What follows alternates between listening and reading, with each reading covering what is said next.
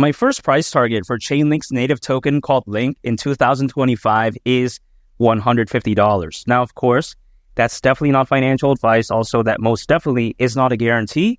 But why do I think so? It's because the fundamentals of Chainlink, in my opinion, is absolutely fantastic. Because if we take a look at Chainlink, it's most widely known for its decentralized Oracle network. Now, I think this right here could be so special because if you take a look at it, an Oracle is actually very revolutionary, and I think it serves such an amazing purpose. In this case, an Oracle is basically a data feed that brings data from off the chain, aka off-chain data, and it brings that data over into the blockchain. Now, the reason why this is done is to basically help decentralized applications function properly, because without this off-chain data, many decentralized applications out there, again, they simply wouldn't be able to function properly. So yeah, this is how crucial something like this is. Sometimes people, they don't really care about this type of stuff. They focus on like meme coins, AI projects, and don't get me wrong, I think that they're amazing as well, and I think some will do great moving forward. But oftentimes people don't really focus on this Oracle aspect, when it comes to this whole space, so to speak. And it's not like Chainlink has like an endless amount of competitors, because if you take a look at AI projects, there are so many, right? Meme coins, there are so many. So it's pretty difficult to find the good ones, but on my Discord, I do talk about the good ones. So feel free to join that, by the way, if you want to talk with me about that. But even besides that, if we take a look at, for instance, this Oracle aspect when it comes to projects, there really, again, isn't that many good competitors. Yeah, sure. Something like Flare. There is the Flare time series Oracle. Also on top of that, there's something like the Pith network, which is a blockchain Oracle for market data. But really beyond that, there isn't really this like large selection of amazing projects that are focused on that, if that makes sense. And the amazing thing about Chainlink is that arguably it's the most established one out there. So if you think about it, even though there's many decentralized applications as of right now, I think there's naturally just going to be a lot more that's going to pop up in the future, because as this whole space grows, as blockchain technology grows, as its adoption increases, it's only fair to assume that decentralized applications, the amount of it, is going to increase. And of course, many of them are going to need, off-chain data. So again, someone like Chainlink could step in and save the day. Because just imagine, once these decentralized applications pop up, if they see that Chainlink is the most established player, of course, naturally, they're going to be choosing that, because it's like social proof, right? If 10 people believe in something, the next person, or should I say the 11th person, is going to have a higher probability in believing in that too. So yeah, when people see, hey, there's, let's say thousands of decentralized applications believing in Chainlink, the next one is probably going to be like, hey, this might be the one that we choose. Hypothetically, of course, only time will tell. But when it comes to Chainlink, adoption is pretty decent. So yeah, I would only assume that it's just going to get better from here on out. The amazing thing about Chainlink is that it's not a project that's going to disappear when the hype is gone. That's not the case whatsoever. It's going to be around for a very long time, and it actually has a real-world use case. And I really love that, again, when it comes to Chainlink. Now, Chainlink isn't some sort of like one-trick pony, though, because there are many other amazing, services that it has. Quite essentially, you take a look at, for instance, it has proof of reserve services. And this right here is especially useful in cases where, let's say, like a stablecoin issuer or exchange, they want to showcase the amount of assets they're actually holding. That right there is fantastic. And if we actually rewind, right, back then when FTX had a crash, do you remember that? For those who know, will know. But even besides that, let me refresh your memory in case, you don't know. But here's the thing. Back then when FTX crashed, the Sam Bankman-Fried nonsense, all this type of stuff, Alameda Research, a lot of exchanges, people were panicking. Many of them were withdrawing from these exchanges because they're like, whoa, could it be the next FTX, all this type of stuff. So then to gain the confidence back from the public, so to speak, a lot of exchanges out there, what did they do? They came out with proof of reserves to showcase that, hey, we actually have this amount of assets. We're not doing any random caca nonsense behind the scenes. So that right there is like a very famous example of when proof of reserve services really comes in handy. So yeah, when Chainlink has something like that, I really love that. Now, granted, it's not always going to be something that's really in demand, I would say, so to speak, but it's still a good addition nonetheless. Not to mention, Chainlink has something called Keepers, which allows developers to automate certain smart contract tasks and functions that do involve off-chain data. So that's a great bonus, even though some people don't really consider this. But hey, it's a good addition, I think, in my opinion. Also, on top of that, there is something called VRF, which stands for Verifiable Random Function.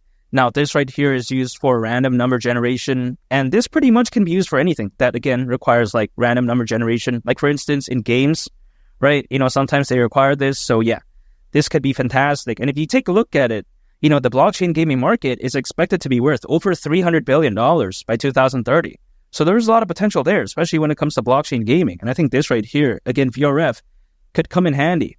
But I guess only time will tell. But I think this, again, is very fantastic. So I think when you take a look at Chainlink, really overall, it's not this sort of one-dimensional project that really doesn't have any layers or substance behind it. No, that's not the case. It's very amazing. Not to mention, its statistics is just pretty much out of this world. You take a look at, for instance, right? We take a look at how there's currently over 1,800 projects using Chainlink. That's crazy. And so far, Chainlink has been able to enable, which may sound like a tongue twister, but again, whatever, over $10 trillion worth of transactions. I mean, that's insane. That's jaw-dropping right there. Caralho. Porra, $10 trillion. I mean, this is ridiculous. Again, over that, right? We take a look at the GDP of Canada back in 2022 was around $2 trillion. So yeah, this really puts into perspective as to the scale of this figure. Even though it's not directly comparable, but I still think, again, just to showcase the scale of the figure, it's very fair to compare. But even besides that, we take a look at currently global enterprises such as Google Cloud. Shout out to Google. We also take a look at Swift. I'm not talking about Taylor Swift here. I'm talking about the banking Swift.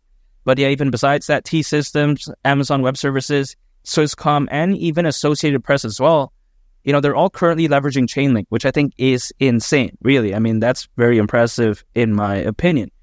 So when I take that into consideration, Chainlink, first of all, again, doesn't have that many good competitors, focused on many amazing markets, amazing statistics, adoption is already fantastic.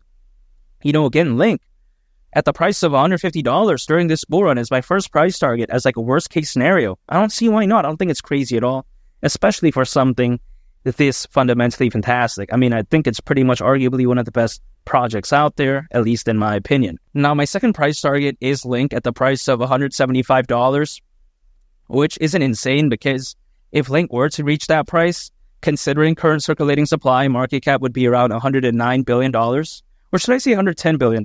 Let's round it up a little bit. Even besides that, this isn't crazy. We've seen BNB reach over $100 billion in market cap. And the crazy thing about BNB is this. First of all, you take a look at Binance, right? It's alleged, superhero when it comes to Binance, aka CZ, the co-founder. He just got released from custody. Now, be that as it may, is that necessarily a good thing? I don't really know about that. But even besides that, you take a look at the BNB smart chain ecosystem. According to Crypto.com research just last year, slightly over 2% of the crypto hacks that happened actually occurred on there, which actually may not seem like that bad when people take a look at it only slightly over 2%. And it's who cares? But when you consider just how massive the crypto space is overall, this is absolutely embarrassing and unacceptable. I mean, this is crazy. So if BNB can reach over 100 billion, Link can't reach over 100 billion as well during this bull run. BNB reached this back in 2021, by the way, ages ago.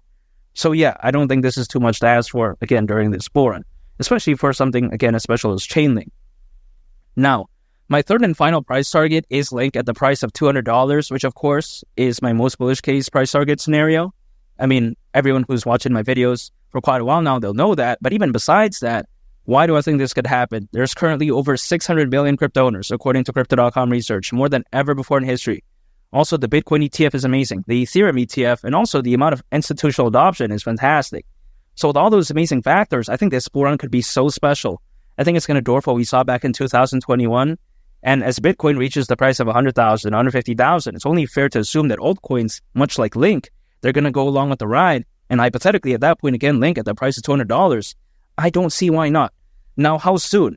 Usually, altcoins, as a worst-case scenario, they've been known to peak around 18 months after a Bitcoin halving event, which if you actually base it off the last Bitcoin halving event back in April, that's actually worst-case October of next year, in 2025, which is why I titled this video, again, 2025 price targets. So yeah, I don't think, altcoins are going to peak in 2024. Personally, I don't think Link can go to the price of $200 this year. But I guess you never really know. But in my opinion, I'm more so taking a look at 2025. I think there's a higher probability it happens then. Now, of course, not financial advice, but my focus is more so in 2025. Now, that begs the question though, what is my buying strategy? My buying strategy is just simply acquiring, holding, and just waiting. That's it. I don't day trade. I don't use leverage. I don't swing trade. I don't do any of that type of stuff.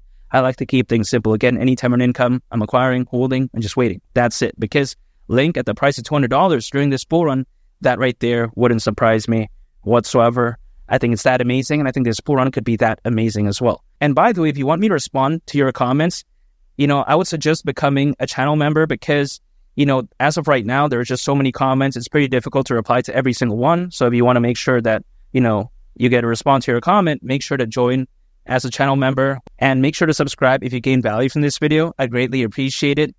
It's been Lee the Captain, and I'll catch y'all on the next one. I'm out. Peace. Bye.